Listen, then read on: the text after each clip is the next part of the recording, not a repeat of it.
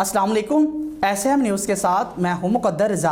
SM news studio में खुशामदीद। खबरों का सिलसिला बढ़ाते हुए हबशाम करते हैं चीचा वतनी से। चीचा वतनी नवाही गांव 10-11L थाना सदर की हदूद में औरतों पर तशद्दुद के वीडियो मसूल होने पर DPO साहिवाल का फौरी नोटिस और SHO इरशादुर रहमान ने फौरी कार्रवाई करते हुए वीडियो में औरतों पर तशद्दुद करने वाले मुलज़िम मसीह आशिक को गिरफ्तार कर लिया। इसी हवाले से मजीद अपडेट कर रहे हैं SM न्यूज़ के ब्यूरो चीफ मुनीर अहमद सियाल। जी मुनीर अहमद, आगाह कीजिएगा इस हवाले से। जी बिल्कुल, चीचा वतनी SHO थाना सदर अरशद रहमान ने फौरी कार्रवाई करते हुए वीडियो में औरतों पर तशद्दुद करने वाले मुलज़िम मसीह आशिक को गिरफ्तार कर लिया, जिस पर कानून के मुताबिक सख्त से सख्त कार्रवाई अमल में लाई जाएगी।